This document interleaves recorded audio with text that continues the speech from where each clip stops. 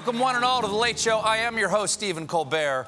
Regardless, folks, regardless of the endless roadblocks the president and his axis of allies are trying to throw in front of it, the impeachment inquiry keeps moving forward, and the Republicans keep sinking lower.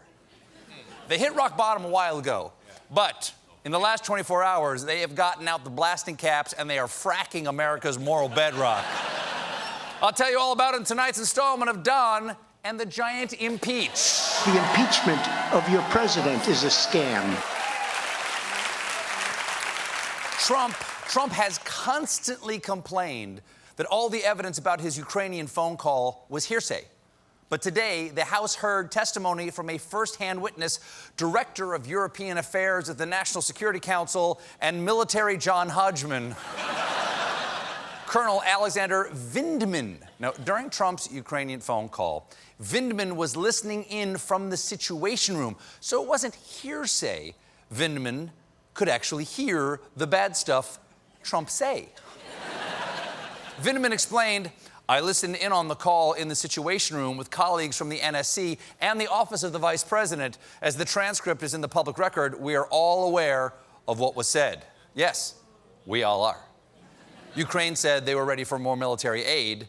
Then Trump said, "I want you to do us a favor, though." Then asked for dirt on the Bidens and the DNC. Pretty bald. It's like if the Sixth Sense were called Bruce Willis Doesn't Know He's Dead. Spoiler alert. Yeah. Spoiler alert. Yeah. Now, Vindman's testimony directly contradicts that of Ambassador to the EU and Jean Douche Picard, Gordon Sondland. Ambassador Sondland told House investigators that no one had raised concerns about the president's actions. Yes, Vindman did not raise concerns. All he did was convey certain concerns, share his concerns, reported his concerns, and again, reported his concerns. It's a classic case of he said, he said, he said, he said. Vindman complained at least twice to the National Security Council lawyer. Once, he even went in person to speak with him, accompanied by his identical twin brother, Yevgeny, who is a lawyer on the National Security Council. Wait, the what? He has a twin brother who also serves on the NSC? Let's check him out. Oh, it's so cute when twins dress alike. Their dramatic story is chronicled in the new kids movie, The President Trap. Vindman's record is sterling. According to his opening statement, for more than 2 decades, it has been my honor to serve as an officer in the United States Army. I served multiple overseas tours in Iraq. I was wounded in an IED attack and awarded the Purple Heart. The privilege of serving my country is not only rooted in my military service, but also in my personal history. I sit here as a lieutenant colonel in the United States Army, an immigrant. Wow, that last part. Crazy. That last part must have come as a huge shock to Donald Trump. What do you mean he's an immigrant? I didn't know those came in white. You know what? He must be... It must be some sort of manlania.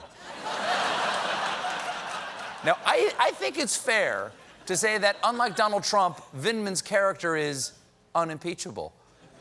But that didn't stop all the president's toadies from questioning his loyalty. He is from the Soviet Union. He emigrated here and has an affinity to the Ukrainian people. Mr. Vindman, he's an advisor to the president. He is a former Ukrainian. He has an affinity, I think, for the Ukraine. He speaks Ukrainian. He came from the country. I'm of Irish descent. I still love the Irish.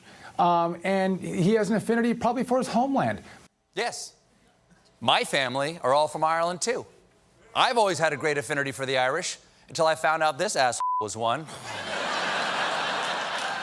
I wonder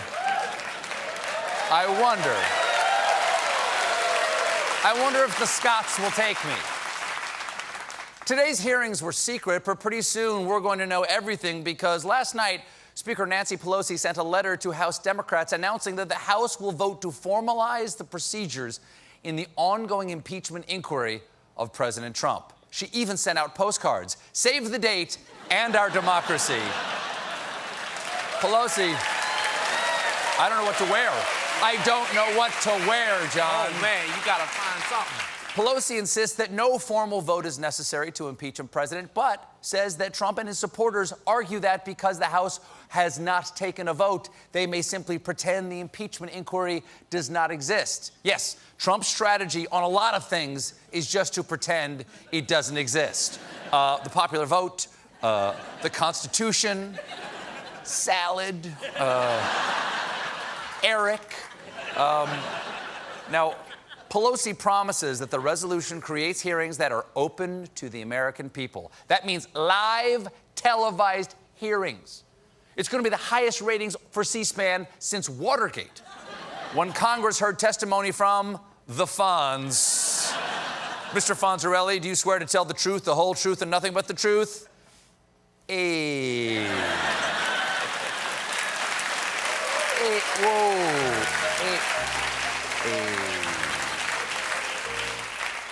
Trump reacted on Twitter to the looming impeachment vote. Nervous Nancy Pelosi is doing everything possible to destroy the Republican Party. Our polls show that it is going to be just the opposite.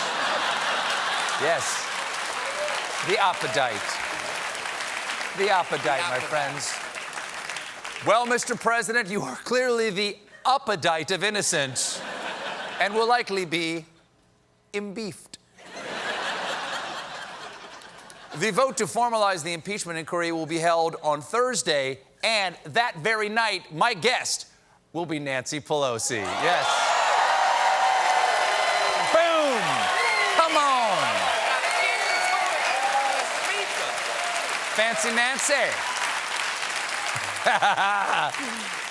That night, of course, is also Halloween, so we're calling it Nancy Pelossi's Haunted House Scream-peachment Inquiry into the president's quid pro quo with Boo Crane.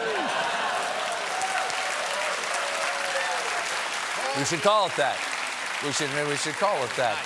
But Vindman is not the only veteran coming forward with harrowing stories from the White House, because we just got some new dish from former White House Chief of Staff and man embodying the phrase, "What the hell?" General John Kelly. Kelly left the White House in January of, I'm gonna guess, 1852. At an event just last weekend, he revealed a warning he gave Trump while he was looking for a new chief of staff. We were still in the process of trying to find someone to take my place. I said, whatever you do, don't hire a yes man, someone that's going to tell you, or it won't tell you the truth. Don't do that. Because if you do, I believe you'll be impeached. Yes, John Kelly has psychic powers. He can foretell the obvious. He's Nostradamus.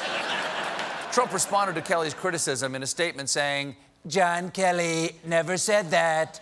He never said anything like that. If he would have said that, I would have thrown him out of the office. He just wants to come back into the action like everybody else does. Oh, yeah. Oh, yeah. Man. Kelly just misses the action. I mean, look how much fun he had. Trump wasn't the only one. Yeah, like gun in my mouth. Of all the nights. Trump wasn't the only one who had harsh words for Kelly. So did White House press secretary and Stepford spokesman Stephanie Grisham, who said, I worked with John Kelly, and he was totally unequipped to handle the genius of our great president. Yeah. That was a slow build. Now, sounds like Trump's buddy Kim Jong-un has really rubbed off on him. Matter of fact, North Korea's news leader has also been reporting this same story.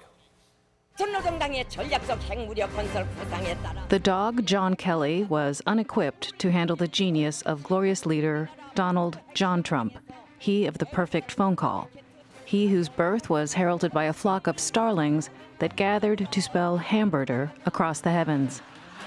Even the cruel sorceress Bette Midler wept with joy when the newborn Trump leapt from his mother's womb into a fire truck and hit 1,000 holes in one at Trump Doral. Seasonal rates available now. It's a good deal. They got great deals going on here.